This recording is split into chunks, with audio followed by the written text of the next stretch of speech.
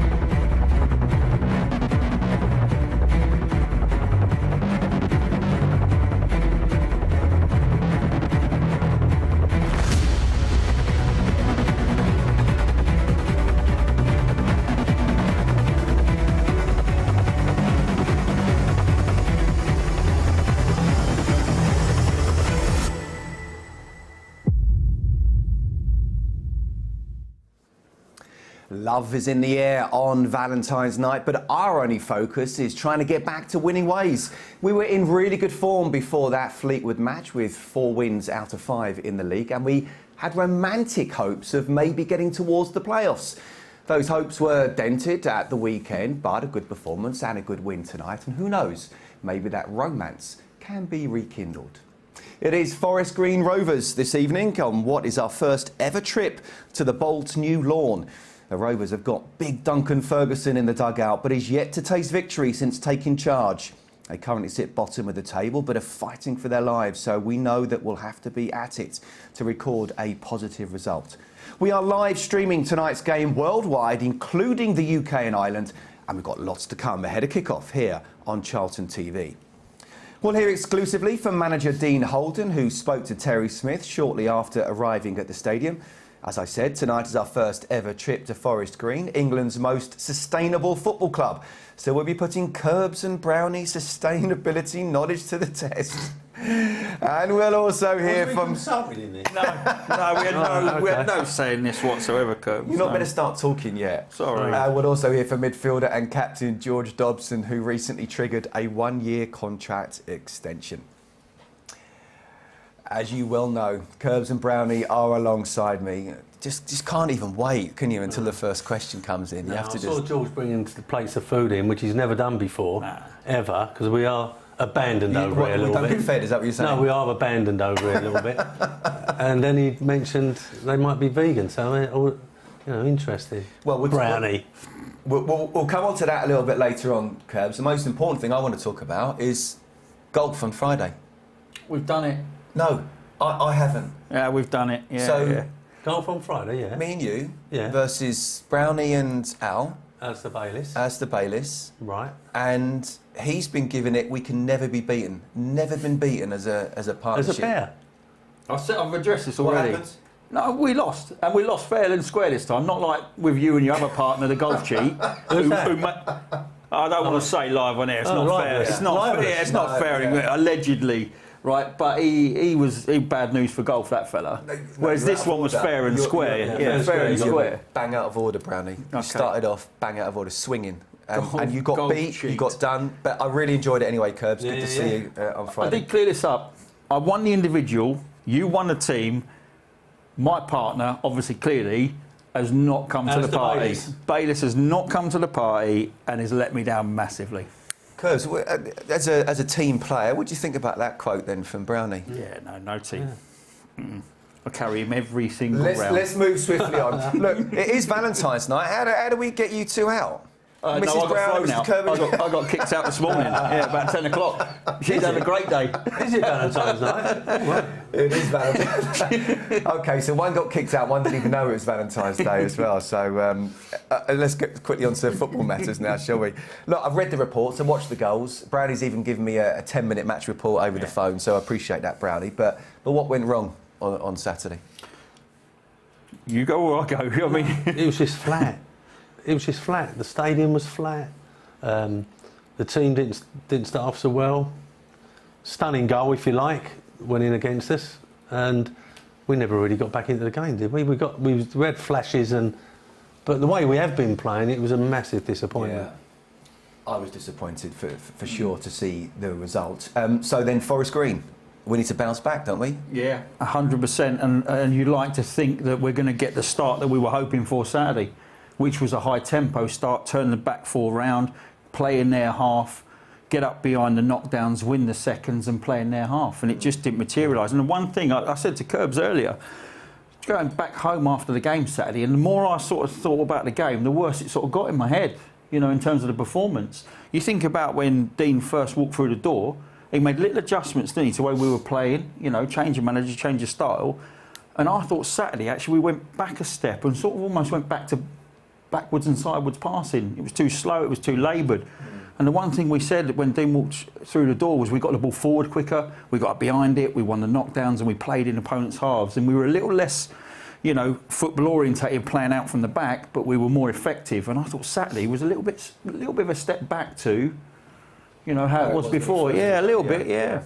Well, I've got to be honest with you, I don't know what I'm looking forward to more, the game itself and a response, or watching you two maybe try and eat some pies and tell us whether it's meat or vegan. This could backfire badly on it, because if I don't like it, it's coming. It's No, right. it's out. When I saw that table. Well, when I saw Jules coming in with food, and then I thought, oh, something's off here, because he's never done it before. Then I thought it might have been something to do with Tracy Leeburn's thing with Dean at the weekend. No, there's no exactness here. Yeah, where they had the...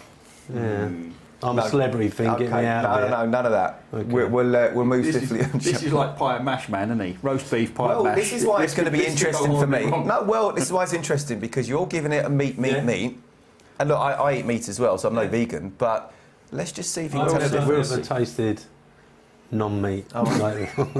You will do tonight. Oh, no. Kick-off less than 45 minutes away. In fact, it's probably about 5 minutes away now after the opener that we've just had. Let's hear from Dean Holden now. Spoke to Terry Smith, shortly arriving at the stadium.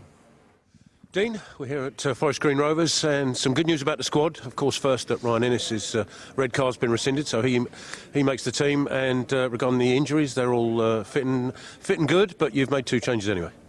Yeah, the boys that came off at the weekend in Matty and Sean are both okay, so Sess comes in at left back to replace Matty, and Chuck Zaniki comes in from the start. And what are you looking for today? It's a decent pitch, it's a bit fresh, nice compact ground, and good 800 plus Charlton fans coming up to see the game and get behind the boys. Yeah, it's excellent to hear. I'm looking for a response, simple as that. I've told the boys I want us to be on the front foot, I want us to get after Forest Green when they're restarting the game from defensive areas. I want us to get high and get aggressive and get against them. And I want us to dominate in midfield and play forward and run forward, so I'm looking forward to it. And you've said before that losing one game, OK, it's not great, but you can just about put up with that. Losing 2, not acceptable, so you'll be looking for a rebound. I don't remember saying I could put up with it, but certainly, yeah, it's always important to provide a response. It's as simple as that. We've done that in recent games when we have suffered defeat. We've come back with a win in the next one, so that's the aim. You said you've probably only been up here for a friendly before. Have any of the side actually experienced a game up here at Forest Green Rovers? I'm not sure. I've not asked them, to be honest. It's a game of football on a square pitch or a rectangle pitch or whatever it is, with goals at either end. So nothing. It's a decent pitch, as you say, and it does generate a good atmosphere. Probably a little bit similar to Exeter. So no, we're looking forward to it. Looking forward to the game. Cheers for joining us, Jim. Good luck. Thank you. Cheers. Square rectangle. Square rectangle. We know what you mean, Dean. Anyway, look, I mean, he's just said there, Ryan Ennis's appeal was successful. That, by the way, was available thanks to additional camera angles of the incident provided by Charlton TV. So well done, guys, there. Just 2 changes then. Left back, where Stephen Sessegnon comes in for Penny, and Chucks makes his first start since the Stockport game. That was in the Cup early December. It's actually his first league start of the season, which seems incredible. But he looked decent when he came off the bench. Yeah, when he's fit, he's a handful, isn't he? Absolutely, because he goes in behind, he can pin a centre-half, and unfortunately, since Macaulay Bond's come in, we've not really been able to get the ball to him, and he's not been able to turn bad balls into good ones, where Chucks can, and same as Miles. So, listen, I think, look, we're frustrated with his injury situation.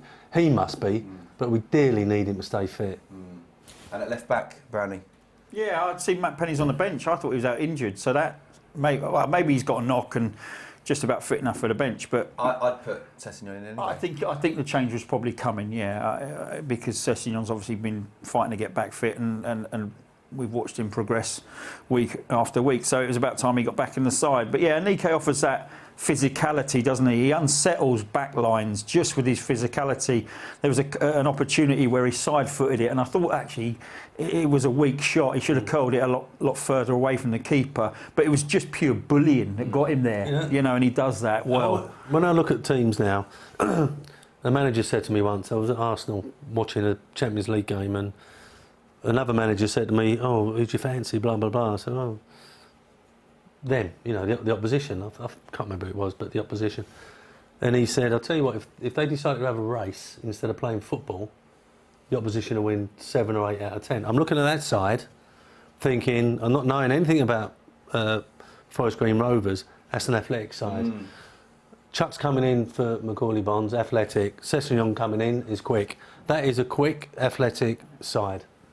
What I would say is, let's try and get a 2 or 3-0 lead by 55-60. That's an athletic side, Brownie. I wonder where you're fitting. You know what he's implying there, don't you? Where would Brownie fit in that 11? No, Brown would be just in goal. Hold on a minute. Hold on a minute. Everton could have done with him in goal last night. Hold on a minute. We used to do these sprints every Friday. Group 3 out of 5 I was. I'm talking That's about. not bad, yeah. We're talking full. No, we're no, talking There was full. plenty slower than me. And do you know mate, what? don't The first worry couple of about yards that. are up there. Always. We're talking 40. Oh, I'd 50. have been A plus. Anyway, We'll move go back swiftly to on the from his point? comment, Brownie's Athletic comment. side we got Yeah. on tonight. Okay. Do you want to elaborate on that or not? No, I think that's enough. Okay, let's have a look at the league table, shall we? And we only still need to look at the top half because despite the defeat on Saturday, we stay 12th. Plymouth, right at the top, returned to the summit by beating Portsmouth 3-1 at home park. That despite losing first-choice goalkeeper Michael Cooper to a season-ending injury the weekend before. That win saw them leapfrog Sheffield Wednesday, who drew away at third place Ipswich. Wednesday disappointed, of course, they'd been 2-0 up in that game. That stalemate opened the door for Derby to close the gap on the top 3, but they couldn't take advantage as they were beaten 3-2 at Wycombe. Derby's loss was Bolton's gain as they thrashed Peterborough 5-0 to move up to 4th. And Barnsley remained 6th after beating Cambridge 2-0 at Oakwell. Another league victory for Shrewsbury Town, who beat Port Vale 3-2 to make it 6 league successes on the bounce for the first time since April 2015. And look, a big weekend of results, chaps, and given the points dropped at the very top, Plymouth have come out of it really well, haven't they? Yeah, they absolutely have. Yeah, and Derby dropping points. Actually, you think if they'd have nicked a result against Wycombe, they'd been right in the mix. I still think they will be there or thereabouts, but I say it every week. Plymouth just keep plucking those wins out of the bag, and you think this would be the week they trip up, and that could lead to a second loss, and they'll get swallowed up. Nope. Hats off to Plymouth. Every single time they come under a little bit of pressure, they dropped down to second for the first time in a long time. Probably ain't lost since they played here. Their home record is incredible this year. But I think it's the best in all 4 divisions, isn't it? And we keep saying it. We keep saying the size of this league in terms of the clubs. Take Plymouth out of it. The next 5 Premier League clubs with Premier League stadiums and Premier League crowds if they get going. Phil, our director's a big Ipswich fan. He's very worried as they're dropping down like a stone. But don't worry, they'll be safe, Phil. They won't be relegated. Get Ed Sheeran in there. Get your mate Ed. Look, Shrewsbury, 6 wins on the spin. Yeah. Can they get in? And we kind of need to go on that type of run, don't we, to have any chance, really? Look, as you say, look at what they've achieved. That's why it was so disappointing at the weekend. 4 wins out of 5, and then you're playing at home expecting to win. Yeah. And it's probably the first time that we come into a game expecting Well, we were to famous win. for that. Yeah, 100%. absolutely. And they were bang out of 4. And probably couldn't handle it. Yeah. Had a run of 4 games on the spin, hadn't they? Yeah. Yeah, they were. Yeah. Which is why even more so we need to win tonight. Yeah. We've got Derby and Sheffield Wednesday up next. Yeah. Yeah, But that'd be it could work the other way in terms of we put out performance against the bigger clubs, but certainly we talk about Fleetwood being in poor form. Forest Green are in horrific form. They are. If we do drop points today, it'd be a huge error on our behalf. We really did need to pick up 6 points from the last 2, so we really do need the 3 tonight. Okay, let's have a look at the fixtures going on tonight in League One. It's a full fixture list, so all 24 sides playing tonight. In form, Bolton host MK Dons at the University of Bolton Stadium. Bolton will go 3rd if other results go their way. Bristol Rovers lost all their last 4 in the league, and they welcome Ipswich. Derby, who we face next week at Pride Park, at home to Lincoln. Leaders Plymouth travel to outer form Oxford, and second place Sheffield Wednesday host 4th from bottom Wycombe. Any games in particular that catch your eye, chaps? I think it's funny, really. You just look at the top teams and you just think they're going to get results, don't you? Yeah. Looking at it. A few of the clubs in the hunt for that 6th spot away from home tonight, so a big night for them then, isn't it? Some will lose, and if you can get a win, then that's 3 crucial points, isn't it? Yeah. Let's just concentrate on our one, I think. Well, what about Forest Green then, if you are them? And given our disappointing result on Saturday, how big an opportunity would you say it is for them? Yeah, they're probably looking for their first win under the big dunk. I'll go back to the scenario that when you haven't been winning, that's what we said about Fleetwood at the weekend. When you haven't been winning regular, and you do actually get your noses in front, sometimes you can't help it, but mentally you just drop off, you give space, you invite pressure. And that's what I'm expecting tonight. If they do get themselves in front, that's going to be the scenario, and hopefully we can come back from that. OK, let's take a quick break from today then and go to club news updates, shall we? And our Sky Bet League One match against Sheffield Wednesday on Saturday, February the 25th, will be Charlton's first greener game. The club will join forces with front of shirt partners RSK, University of Greenwich and our Community Trust to encourage players, staff and supporters to make more environmentally friendly decisions.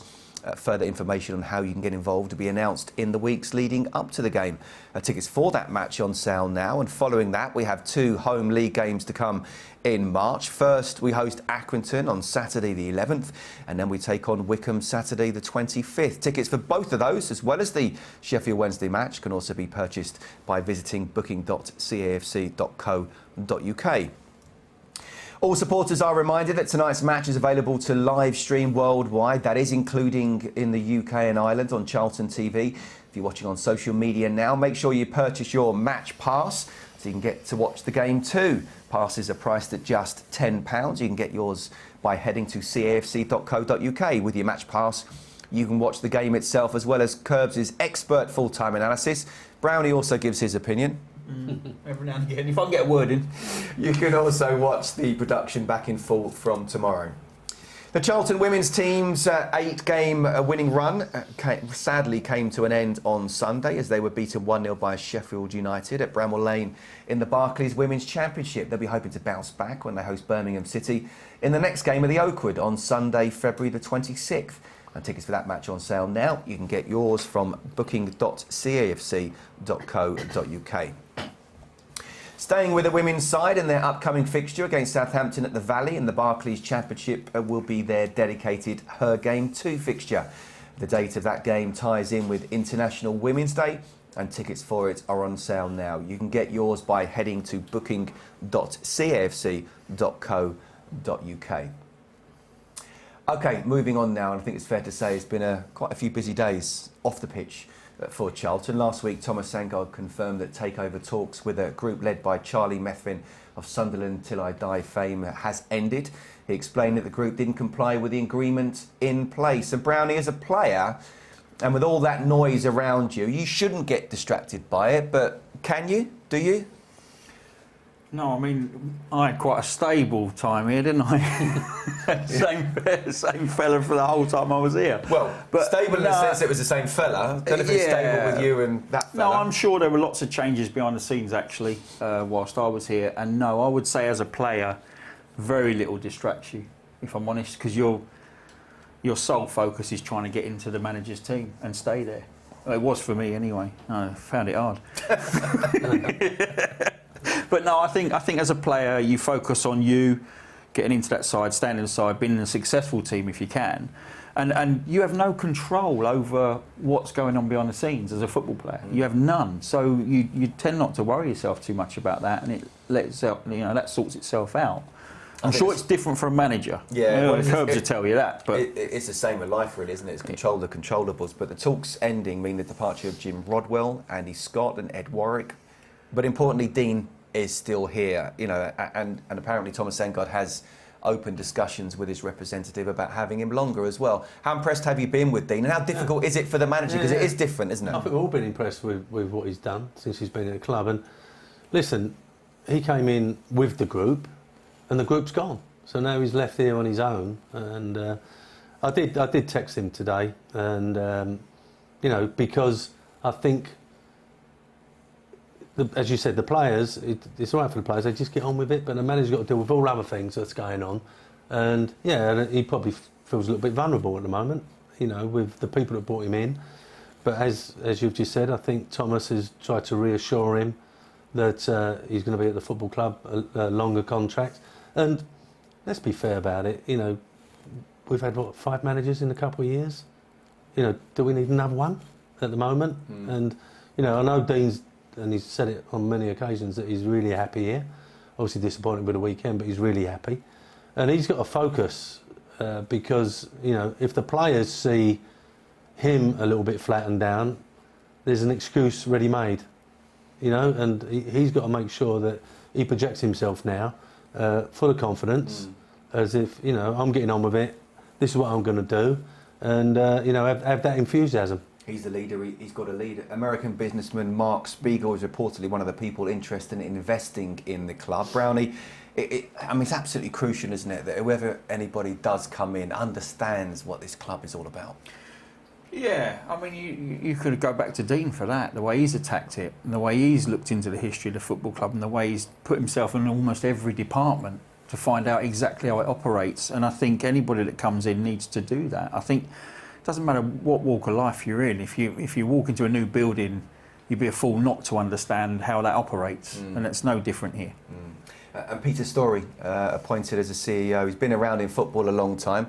I'm pretty sure he was MD when I signed for West Ham, and he was working with Harry, so it'd be good to see him again. But yeah, I've been crossed? No, I've been asked about him very rarely, funny enough. Only match days. I've never really met Peter socially, but obviously vastly experienced. You know, been at the football clubs and knows what he's doing. But it's once again, you know, not being disrespectful here. Another chief executive. We've had, as I said, five odd managers.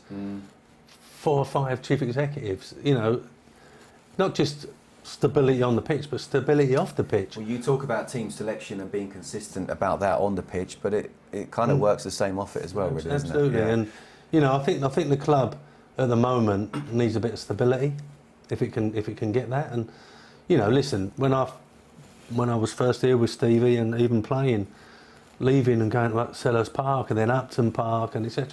There's always something going on here.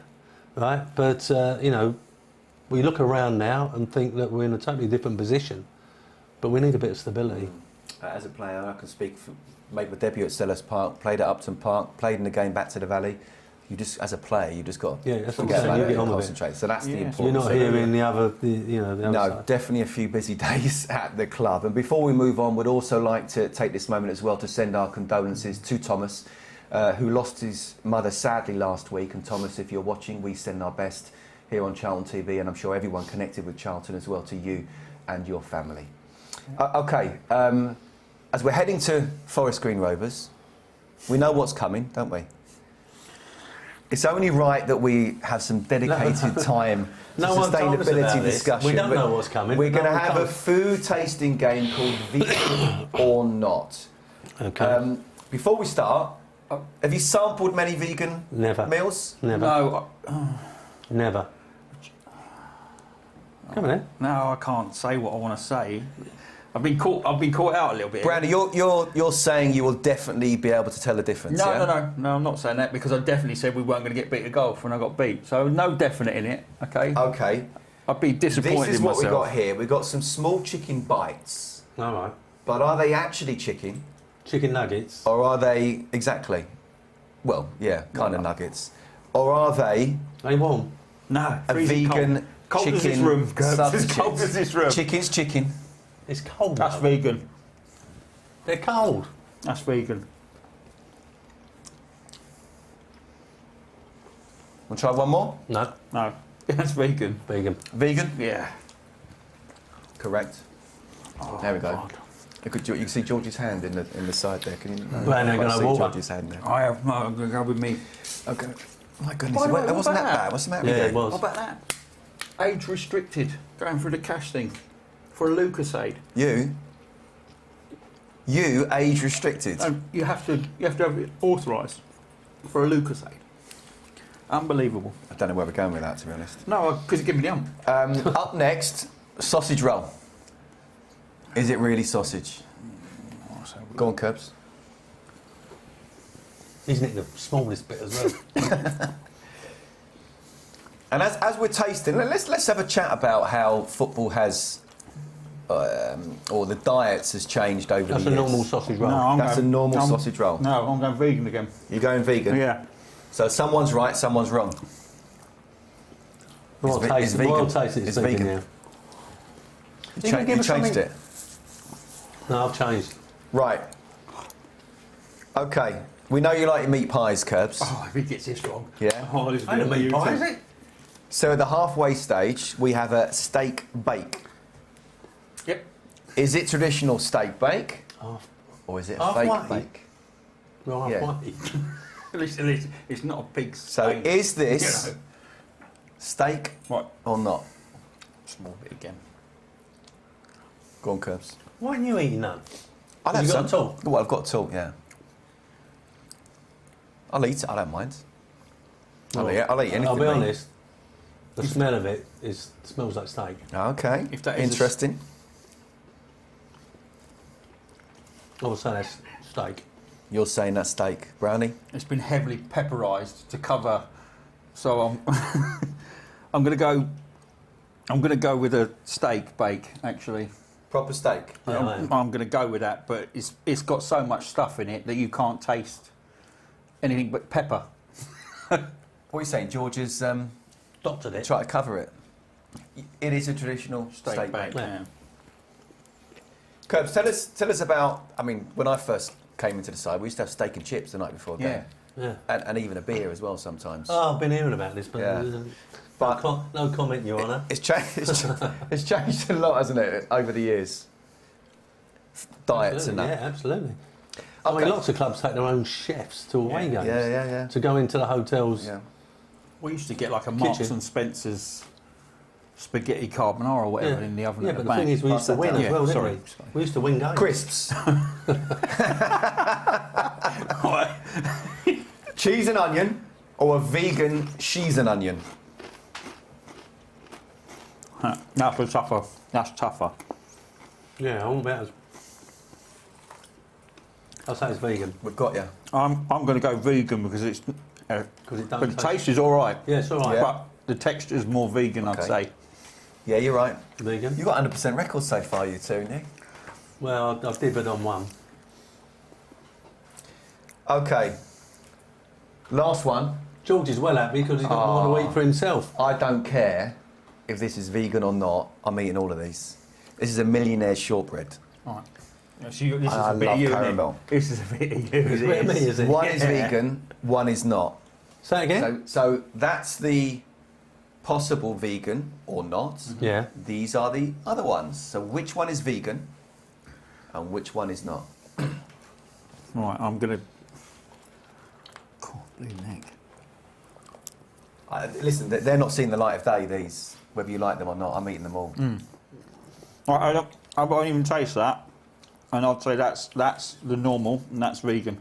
Without tasting that. So that's normal. Yeah, and that's vegan. and Yeah. that's vegan. You going with that as well? Normal, vegan. Yeah, you're right. So Go on, then, eat it away. you've got 100% records. Yeah. I didn't even have to say that one. Did you get one wrong or not? I thought I got one more earlier. Brilliant. Look, we have to say, Forest Green do fantastic work, don't they, with all their sustainability? So our hats off to them. Yeah, 100%. I think. Would you, even if you don't go fully vegan, would you go half? Would you? Yeah. But I think honestly, it's how you're educated, isn't it? And I think if the youngsters start off, I've got a situation with my grandson. It's what they're used to eating, and he's used to eating vegan food, and it's not a problem to him. Right. But he does jump up and down when he eats a bit of the other stuff. No, I'm only mucking about. I think it's the way forward. Good news is vegan doesn't stick to your plate or get under... Well, thank goodness we haven't had Brownie's teeth coming out. Well, that was what, you know, when at the Imagine start, that. I was thinking... Were you worried this about could- It's something you don't want to see, trust me. Okay, bit of fun that, wasn't it? Yeah. Good fun. Yeah, well done, George. Well done, mate. Let's move on now, because George Dobson recently triggered a contract extension, and Charlton TV caught up with him yesterday afternoon to tell us all about it.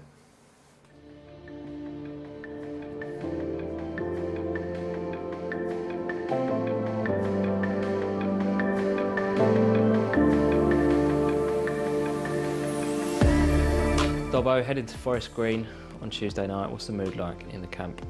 Yeah, no, still upbeat. Obviously, Saturday was really disappointing.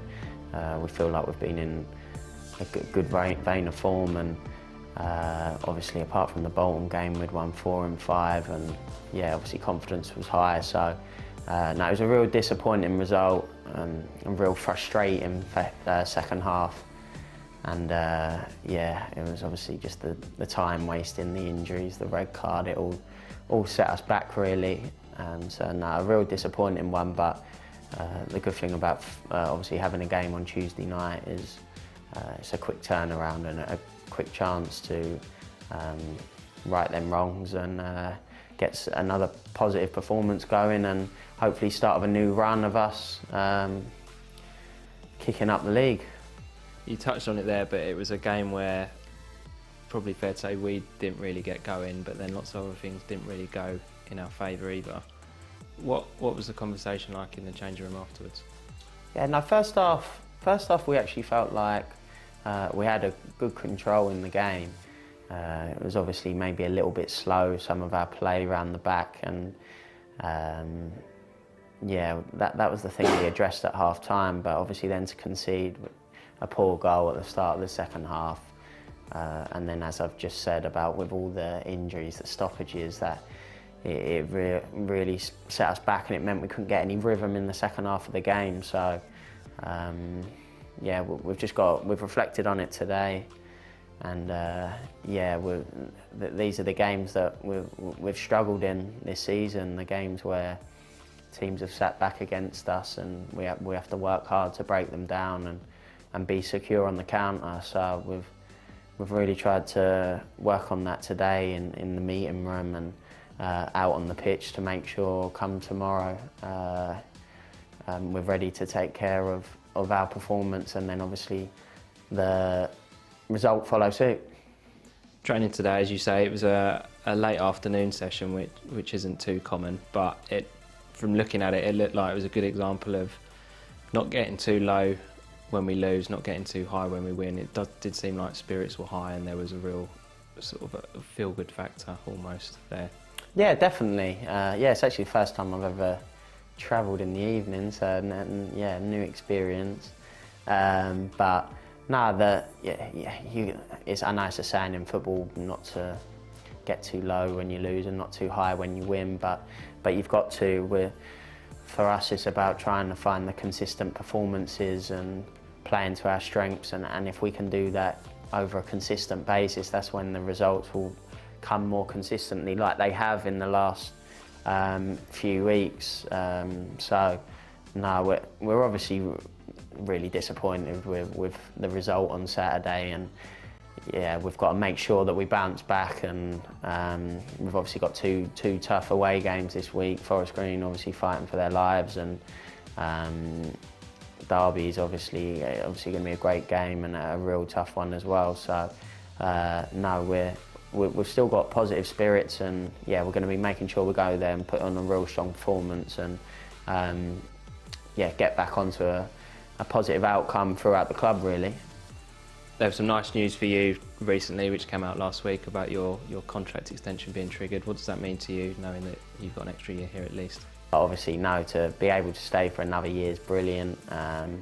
I've said numerous times how I love playing for the club. I love my time here, and yeah, so to obviously have that extra year is another year playing for this wonderful football club. So no. Genuinely delighted, and yeah, hopefully be here for many years to come. Since we last spoke on camera in this room, you've taken the captain's armband as well, which I know you've spoken about already, but having had it for a little while now, what does it mean to you, having that armband? No, massive for me. I've said before, it's the greatest honour of my career so far to be able to lead such a historic and massive football club is such an honour, and one that I'm really relishing in the role with. Really, I've done it before also when I was younger, but yeah, it is new to me, and yeah, as I said, really trying to relish it, and it's a massive opportunity for me to be able to grow my personality as a player, and as a person. So now, obviously, the gaffer putting that faith in me is massive, and it's for me to repay him, and obviously is my main aim as captain is to obviously be part of a team that climbs the league. So that's obviously the end goal, and the short goal is to win football games now. So nothing changes really on my path. Just going to carry on trying to play the way I am and keep improving myself, but obviously there's new responsibilities and new roles, and yeah, it's one I'm really enjoying. And since you've had the armband, and more specifically since we played Man United, the fans have come up with a song comparing you to Casemiro. Have you heard that, first of all? Yeah, I have heard it. Yeah, I've heard it, but nah, Casemiro's a bit above me, I reckon, with the 5 Champions Leagues. But nah, it's obviously, yeah, that was an unbelievable night and a brilliant experience. And yeah, obviously playing football is a great feeling. Hearing fans sing your name and having that support. So nah, obviously thankful to all of them. And yeah, we just need them to keep sticking with us and keep coming like they do. And yeah, we're really trying to push to bring more good times and better times to the club. 17 games to go, I think it is. What are our aims in those final 17 matches? We just have to go for the consistent performances, really. You can't look too far ahead. We're obviously in a position at the minute which is mid-table. So for us, it's a game at a time, about trying to put in the best version of ourselves. And if we can do that consistently, the results will come. If that means we can keep climbing the league and get close to the playoffs, that'd be brilliant. And if not, we've got that consistent base going into next season that we know we're ready to really kick on and put Charlton where they should be, and be at the right end and top end of the division. Good man. Yeah, chap's great that he signed an extra year. He is one of our, if not the most important player, isn't he? Well, if you consider that he didn't start the season, did he? He was out the side. Last season. Oh, yeah, he was out the side and had to fight back to get into the side. Wins Player of the Year. And I look at George, and I think a lot of people see him as a holding defensive midfield player, which he is, obviously. You know, he's making tackles, last-ditch tackles, but he's got a better passing range than most people give him credit for. Certainly the goal that Rasaki scored a couple of weeks ago with a through ball. I like him, and, you know,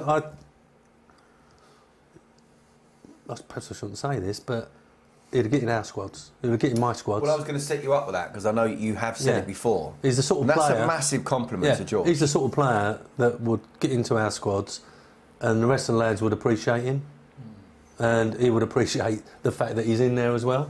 So, yeah, I like him, and I think he's a good captain. Right decision as well to make him captain? Yeah. Yeah, I don't, you know, it's not a team blessed with what we call natural leaders. And I think George's age, it's about time he got that responsibility and stepped up to the plate, and I think he will. I think he'll respond to be given the captain's armband, and I think it will suit him, and I think it will drive him on another rung. But yeah, I think you're right. When you say squads, I think that's about right. And I think George would have been in a squad, you know, back in the late 90s, early 2000s, and he would have put people under pressure to get in. And if he got in, I think with the players around him, I think he would have definitely elevated up into holding down a shirt. I mean, it was triggered because of the amount of appearances, so he's got the extra year. So it's important for Charlton as a club, isn't it, that we keep him, because he's probably not a League One player, is he? That's interesting. So it was triggered because he made a certain amount of appearances. Well, he must have been fearing a little bit when he wasn't in the side, thinking, oh, you know. So I think some players came in, and he's got in the side and stayed in the side. And I'll go back to what I've said often: angry, hungry player. You've got to have him, and he's one of them. He's definitely hangry, and that's good. That's a good thing. OK, look, it wasn't a great result or performance at the weekend against Fleetwood, but let's have a look back at the big moments, shall we? And look, we are quite a young side, and this was an afternoon, or was this an afternoon, where some of our inexperience showed, particularly when we're chasing an equaliser down to 10 men. Yeah, look, you know, I just thought, I mean, that was not a bad little move, actually. Wide player connecting with wide player, header was looped back to the far post, and they did well to deal with it. We just didn't start. We weren't at the races. We were a yard off, Scotty. From the minute this kicked off, we were at a 5. I mean, I think he's got to save that. I've read various things on the internet, and that's not going top corner. That's not a well-beater shot. It's a good strike, but there's enough time for him to do it. And someone who's actually been very good since he's come to the first team would have been disappointed. This is what we had to contend with because of that. One down, lots of bodies behind the ball, and it needed an intricate pass and the movement of Rasaki and a finish to break them down. Because once they got their nose in front, that's all they did, got behind the ball and counter-attacked. We seem to not be able to handle the change of system, do we, Brownie? during the game? No, I'm going to give credit to them. It's not about we didn't handle it. I thought they changed. They got, listen, their right back got booked. They pushed him into the right side of a back three, and they switched the substitute that come on at left back. They switched into right wing back, the guy that scored the goal, and they took control of the game first half. We were surprised. I mean, it was lucky we went in at 1-1. It was a brilliant piece of skill. But this was the bullying I was talking about earlier, and I think he needs to set that off outside the left-hand post, the goalkeeper's left-hand post, and it would have given him half a chance. It's what he can do though when he's on the pitch and fit. And here, I don't even know what they were thinking. Clearly, the referee's actually taken advice from someone, hasn't he? Yeah, because he's come over to give the free kick, and then you can see him listening to someone in his ear who's decided to send him off. And you know, we did say they'd have to appeal that. Well, you don't often get decisions overturned unless it's really obvious, and that was pretty obvious. And I think the big disappointment is it never got overturned till late in the afternoon yesterday. So the boy Hector was possibly going to play in a under-23 game and get another 90 minutes under his belt, but they couldn't do that because they was waiting on the Innis situation. So that's derailed that a little bit. But Innis is back in and the boy Hector's on the bench. Yeah, he is, and we'll see whether he gets on at all. Let's have a look at our team, but also Forest Green's team. I'm still looking for their first win, Brownie. It's shocking defence as well, and you can see why they've got a new manager. What are we thinking from them? Yeah, I mean, everything about them, they're struggling. You know, worst defence in the league, third lowest scorers in the league. They've brought in 10 players in January. You know, their top scorer's gone. He's gone to Cardiff. Their second top scorer's gone to Stevenage. You know, and they've brought in a lot of loan players. You know, they've loaned from Reading, Man United, Everton, Rangers, Norwich, Bolton. You know, whoever they can scramble a player from, they have. So for me, they're scrambling and struggling a little bit. You know, I think they're 11 without a win. Just picked up their first point away to Morecambe.